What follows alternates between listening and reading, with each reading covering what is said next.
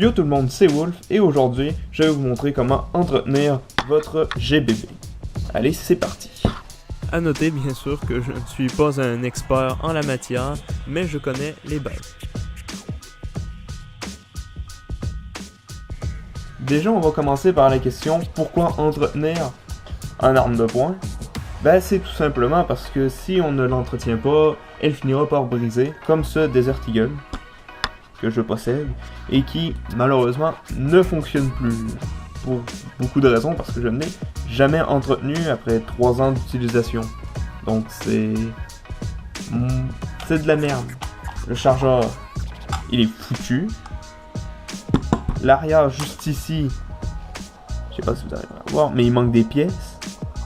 L'intérieur est fracassé et il n'y a absolument plus rien qui marche sur la réplique.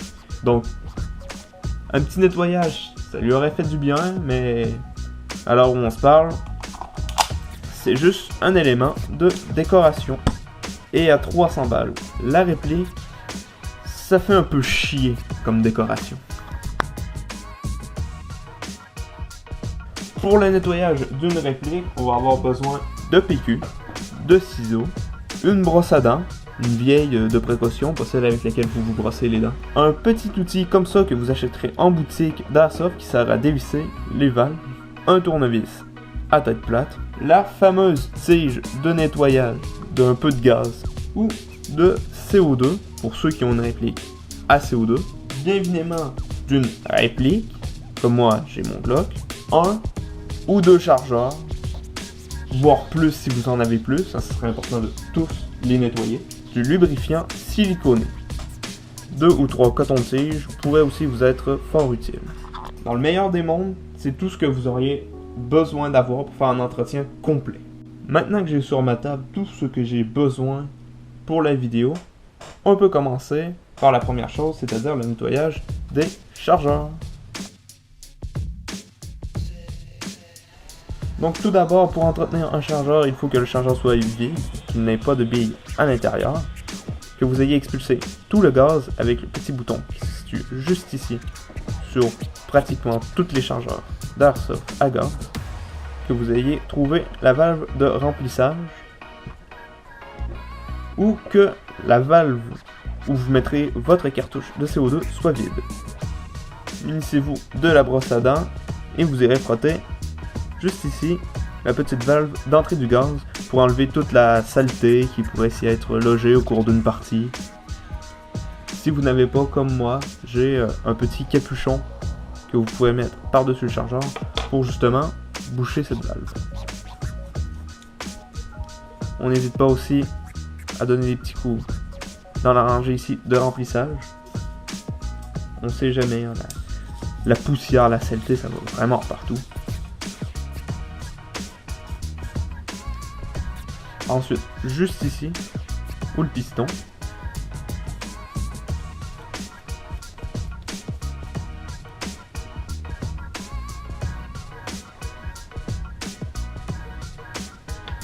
Et une fois que votre chargeur propre, et ben vous prenez votre lubrifiant siliconé.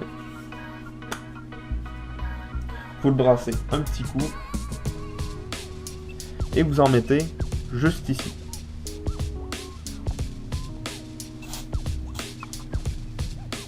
C'est pour lubrifier le joint à l'intérieur.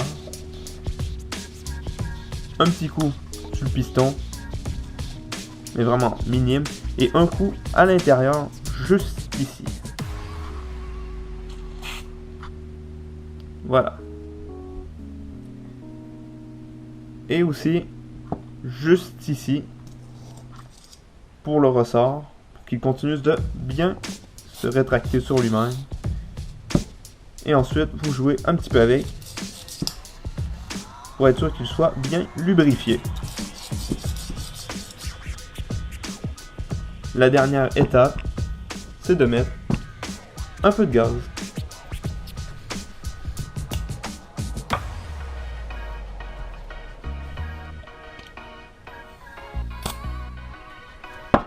Ensuite, votre premier réflexe devrait être de tendre l'oreille sur la valve juste ici et ici pour s'assurer qu'il n'y ait pas de fuite de gaz. Comme là, sur ce chargeur, il n'y en a pas. Merveilleux. Donc ce chargeur ici, il reste juste à remplacer le petit capuchon. Et voilà, chargeur entretenu. Si par malheur vous avez une fuite sur l'un de vos chargeurs à cet endroit ici, vous pouvez la revisser un petit peu avec un tournevis à tête plate. Donc ce serait une très bonne chose, mais n'y allez pas trop fort car sinon vous risquez de briser votre valve comme moi je l'ai fait.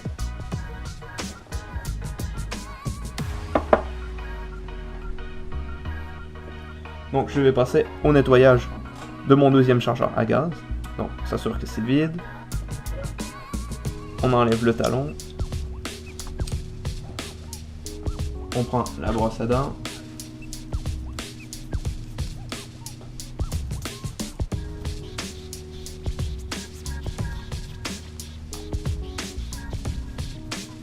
Au début, vous allez trouver ça long, mais après vous allez prendre le coup de main et vous allez voir, ça va extrêmement bien se passer.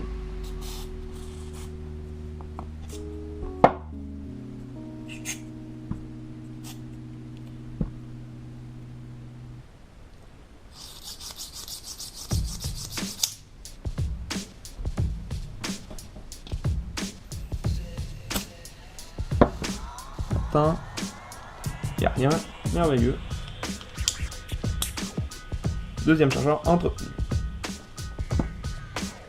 Si jamais vous avez une fuite à ce niveau ici, c'est à ça que sert l'outil justement ici. Ça sert à dévisser cette valve ou la visser.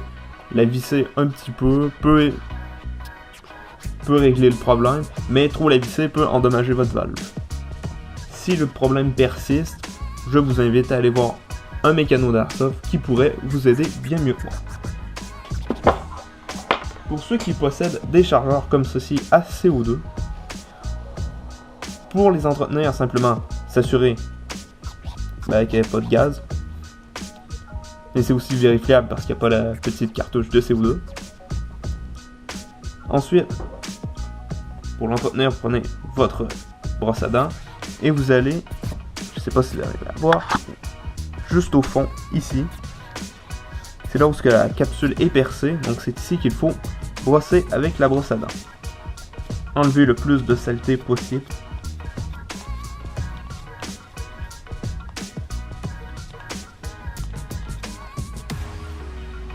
Ensuite, un petit coup de lubrifiant. Ensuite, un coup de lubrifiant juste ici pour le joint. Et juste ici à l'arrière. Bon, chargeur de déshergueule nettoyé. Sinon, c'est vraiment le même principe que pour les chargeurs à gaz. C'est juste, au lieu de nettoyer la valve en dessous, vous nettoyez la valve qui est juste ici. Il est important aussi de garder les chargeurs à gaz avec un peu de gaz à l'intérieur pour garder l'étanchéité des chargeurs. Les chargeurs à CO2, eux, pas besoin de mettre une cartouche de gaz à l'intérieur parce que sinon ça va forcer sur les joints et ça risque de créer des fuites tôt ou tard. Je l'ai appris à mes dépens, c'est ce qui a causé la mort à ce chargeur. Maintenant nous sommes rendus à la partie du GBB en question, c'est-à-dire le pistolet. Donc tout d'abord on doit s'assurer qu'il n'y a pas de chargeur à l'intérieur. Et ensuite nous devons désassembler le haut et le bas du pistolet. Donc pour ce faire, chaque pistolet a sa façon d'être démonté. J'essaierai de mettre des images en haut pour vous montrer. Mais pour ce Glock, celui sur lequel on va focuser aujourd'hui, c'est simple, il y a un petit levier ici. Et juste ici, de l'autre côté. Donc il faut armer, abaisser les petits leviers simultanément et pousser vers l'avant. Donc maintenant nous avons le haut et le bas en deux morceaux. pour cette partie, nous allons nous concentrer sur la partie du bas. Donc, n'appuyez pas sur la gâchette, sinon vous allez armer le mécanisme et donc vous aurez plus de mal à remonter la réplique. Donc, avec votre brosse à dents, toujours, vous allez frotter pour déloger la saleté qui pourrait s'être logée pendant une partie. Vous allez donc frotter juste ici, le mécanisme de détente. Dans le haut, juste ici. C'est surtout de pouvoir les petits endroits comme ça. C'est pour ça que la brosse à dents est quand même assez pratique, parce qu'elle peut aller en précision dans les petits endroits.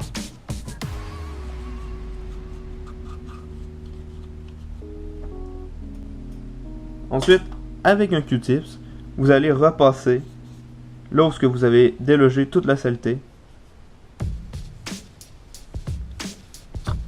Comme vous voyez, la réplique est sale, c'est du gras, c'est du reste de lubrifiant des autres parties d'avant. Donc c'est important de toute la déloger. Donc on passe partout.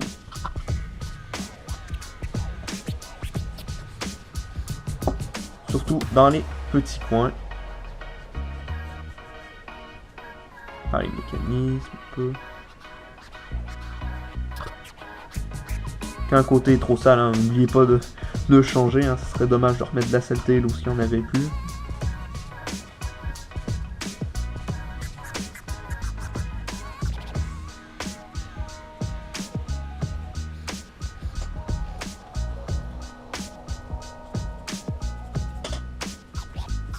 Ça sert à rien de poncer comme un débile, ça va juste abîmer les pièces de votre réplique et donc l'empêcher de fonctionner. Donc faire exactement le contraire de ce que vous voulez que ça fasse. Voilà. Maintenant que la réplique est propre, sèche, il n'y a plus de résidus de lubrifiant ni de gras, eh bien on va en remettre. Mais oui, avec le lubrifiant siliconé bien sûr.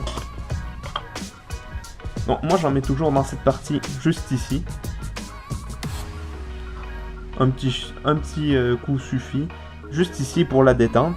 Avec juste ici le ressort. Voilà. Ici le mécanisme pour locker le chargeur. Un petit coup, voilà. Et aussi juste sur les parties ici.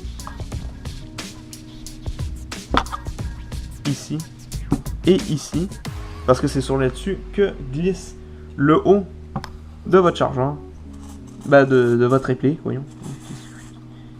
Donc c'est important que cette partie soit hautement lubrifiée, parce que sinon la réplique ne glissera pas très bien et donc vous aurez un cycle de merde. Cette partie, eh bien c'est déjà terminé, voilà. Enlevez la graisse, nettoyer un peu la saleté et lubrifier par-dessus. Donc cette partie, c'est terminé. Cette deuxième partie, c'est pour s'occuper du haut.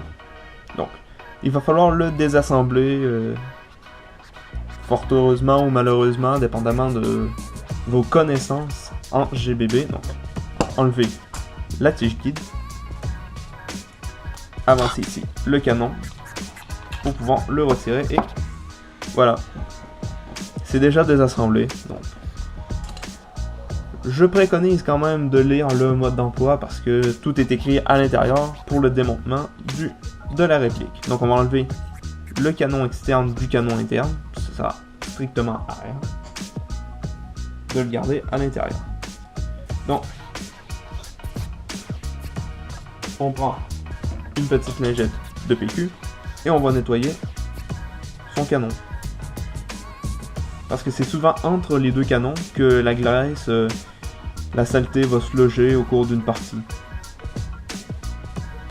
T'as pas besoin de lubrifier ni rien, ça sert strictement à rien. C'est comme le joint hop-up à l'intérieur du canon. Ça sert à rien de le nettoyer et de mettre du lubrifiant. C'est juste pour nettoyer un peu. Et donc, c'est ici que notre tige de nettoyage et de débourrage va être très utile. Donc tout d'abord, on doit s'assurer qu'il n'y a pas de billes à l'intérieur. Voilà, il n'y a pas de billes, donc c'est merveilleux. Ensuite, avec vos ciseaux, vous allez découper une petite bande de papier, comme ceci. Et là, c'est le moment très compliqué. Vous allez devoir la passer dans le petit trou, juste ici.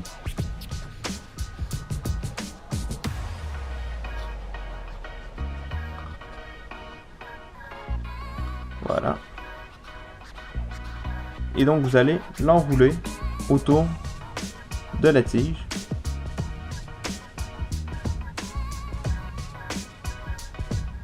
Et ensuite, tout va dans le canon. Ah, ma tige était trop grande. Ma bande était trop grande, donc elle a déchiré. Donc on va en refaire une autre.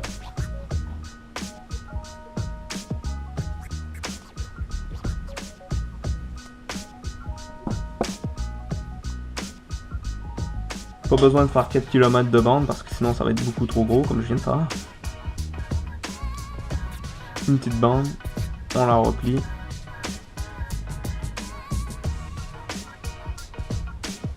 Et on va la passer à l'intérieur du canon. En, bien sûr, tournant la tige. La rentrant, la sortant, la tourner. Évitez d'aller taper le fond parce que vous allez endommager votre joint OPA. Donc, dès que vous sentez une petite résistance, vous arrêtez et vous reculez et vous twistez. Faites des mouvements de va-et-vient. Bon. Donc, vous voyez juste ici, il y a un peu de saleté dans le canon. Donc, vous allez réitérer l'opération jusqu'à ce que l'intérieur de votre canon ressorte, soit propre. Qu'il n'y ait plus de résidus sur le petit bout de PQ.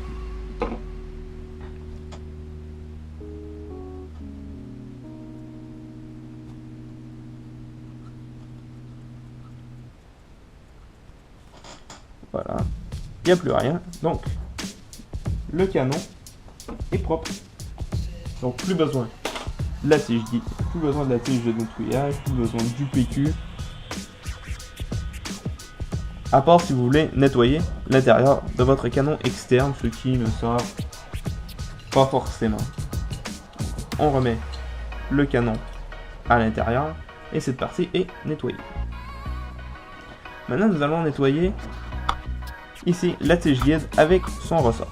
Sur certains modèles on peut enlever le ressort, sur d'autres on peut pas. Moi je peux pas. Bon. Donc ce que je vais faire c'est tout simplement prendre un peu de PQ, le mettre autour du ressort et jouer avec le ressort comme ceci pour enlever l'excédent de graisse, de saleté qui se serait accumulé. Bon, très rare que ça arrive. À part si vous démontez vos répliques sur le terrain.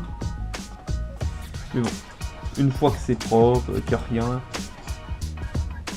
je penserai quand même un coton-tige pour être certain. Ouais, non, il n'y a rien. Donc, ensuite, avec votre tige guide, vous allez simplement la lubrifier.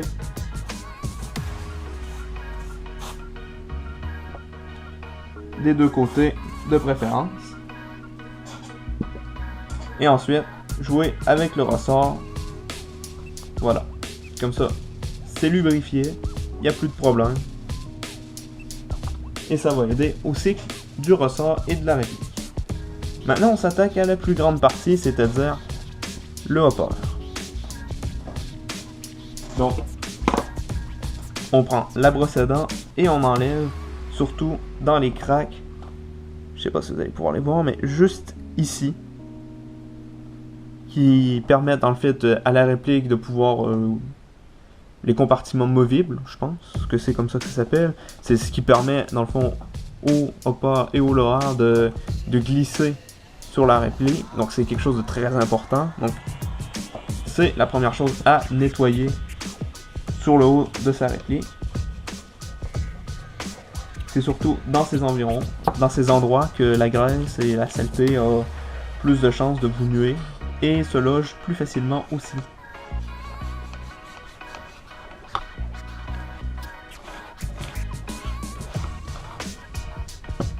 On nettoie aussi les deux petits anneaux ici.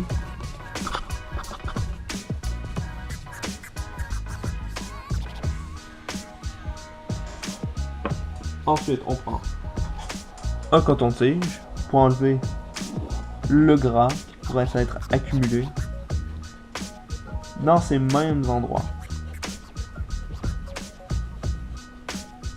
Comme vous voyez, c'est assez noir.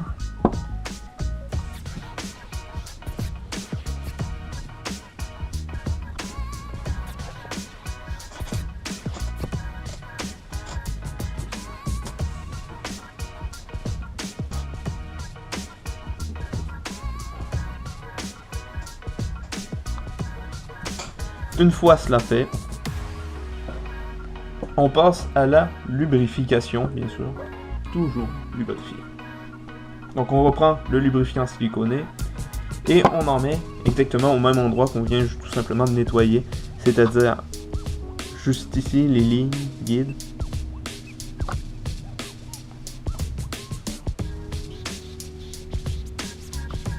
Donc, ici. Pas besoin d'en mettre une tonne. Juste pour dire que c'est lubrifié.